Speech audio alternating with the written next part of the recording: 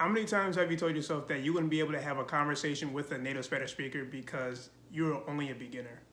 Or that you make too many mistakes for them to understand you properly? And that you just can't do it because it is way too hard. And today I'm going to share with you all one of these I can't speak Spanish moments. Bienvenidos a todos a mi canal Spanish Blueprints. My name is Joshua. Don't forget to subscribe to this channel and hit that notification bell so you can be updated for more upcoming videos like these. When I was in college, I had to take 2 years of Spanish courses so I could satisfy the requirements of the program that I was in. So when I started to take these classes, I got a lot more interested in my Spanish journey. And I decided that I wanted to get a little bit more of what the class was not giving me, and that was more speaking practice. So I ended up venturing out on my own and trying to figure out what were the different opportunities around the university that I could try to get more speaking practice. And then I ended up finding an actual group of Spanish students that would meet up every single Tuesday at a cafe that was on campus, and they would have conversations in Spanish. So they had varying ranges of proficiency levels. So they had from beginner to advanced speakers, so you could really get in contact and have a conversation with anybody there. I remember being extremely excited to finally get some practice in speaking Spanish because I didn't have anything else besides 5 minutes of conversations within my classes, which is absolutely nothing. So the first thing I noticed when I stepped into the door of this cafe was the quantity of people that were there. So there were at least maybe 20 other students that were there to learn and speak Spanish. And then the second thing that I noticed was the volume. Basically, everybody in this room to me, it sounded like they were yelling at the top of their lungs in Spanish. I'm like, how are these people having a conversation when I can't even understand what they're saying?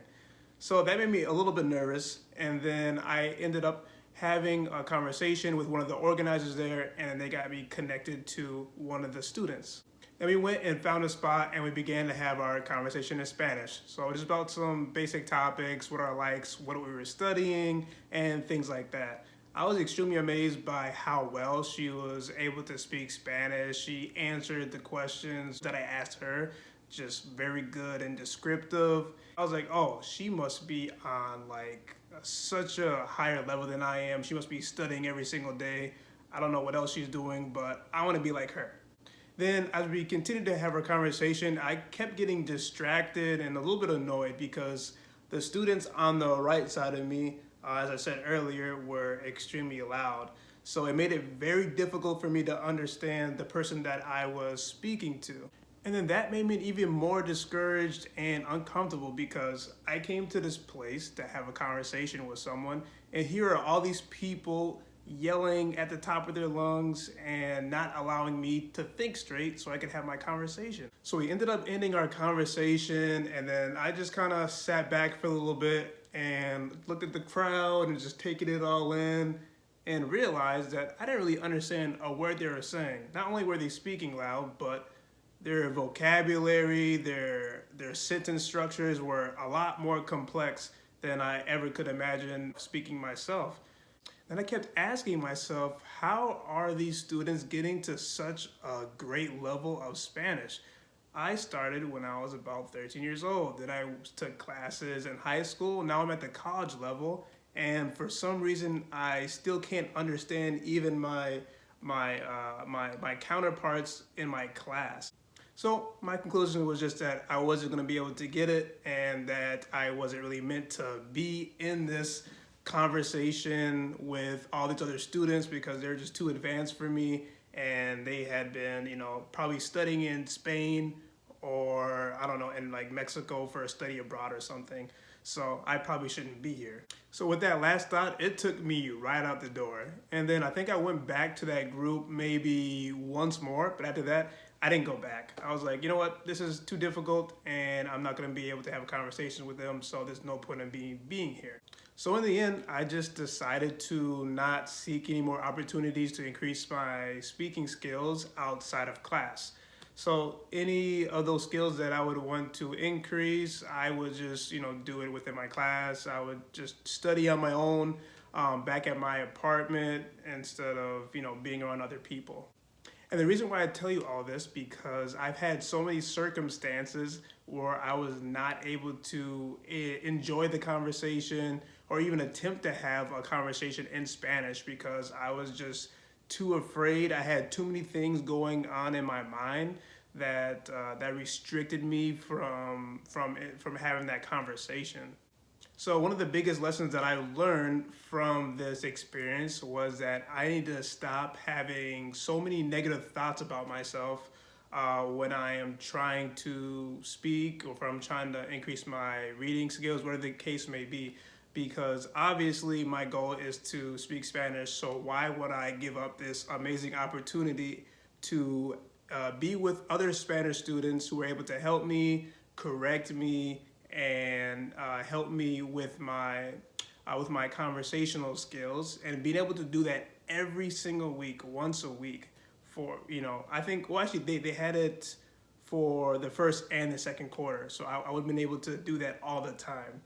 And that is one of the biggest key when you are learning a language, is that you need to actually practice speaking a lot, because that's the way that you're going to be able to get more comfortable. That's the way you're going to be able to actually use all of the input that you've been receiving through your studies, all the vocabulary, the grammar, the sentence structure, and being able to put that into practice. In this case, my goal was to speak, so I had to actually practice that out so I could get better, so I can actually figure out what vocabulary that I was lacking, in this case, a lot. But what I could have just done is continue to study within my class and then practice everything that I learned within my class with with various Spanish students.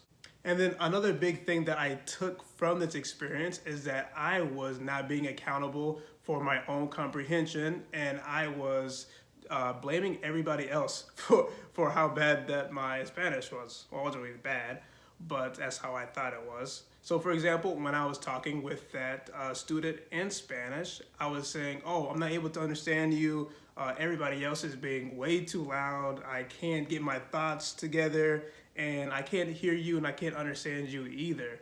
And that's one of the funniest things, that I didn't realize at the time that this was an actual realistic situation, because most of the time when you're having a conversation, there probably will be a lot of background noise. If you're talking with friends and you're at a sporting event, or if you're with your family and you have a big family gathering, there's music, you have the TV going, everybody's having a good time.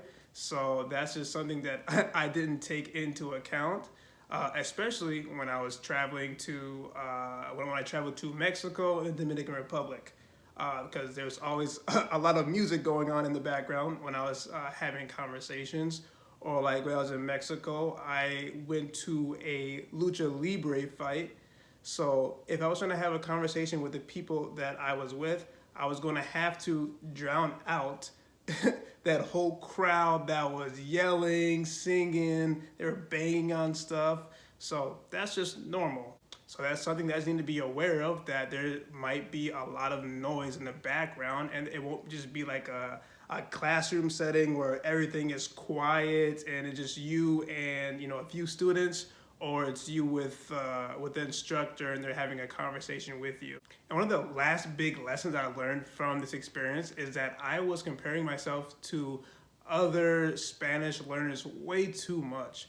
I kept thinking to myself, oh, they are way too advanced, they've been studying way more than I am. Instead of focusing on my conversation, why am I thinking about what level that they're at, how much vocabulary that they know, because it had nothing to do with my conversation that I was having with this fellow Spanish student. So that's why I always try to focus as much as possible on goals. That's why I love to share my goals with other people and explain to them why they should make them, because our passion, our drive is going to be stemming from those goals. Those are our foundation that are going to drive our actions. So if my goal is I want to have more conversations in Spanish and get more practice.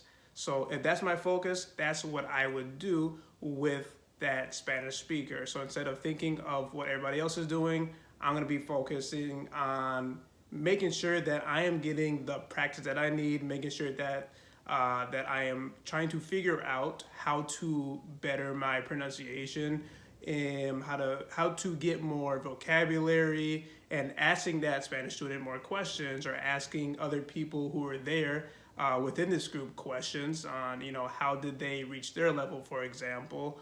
What are the different methods that you would recommend me so I can increase my speaking skills. So instead of trying to find a solution for myself, I ended up just putting a whole bunch of brick walls in front of me because I was comparing myself. I didn't like the fact that I wasn't at somebody else's level. So instead of trying to level myself up, I decided to stay exactly the same.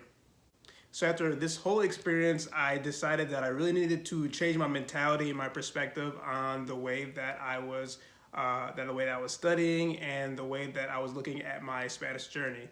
So what I wanted to do was change the way that I was talking about myself.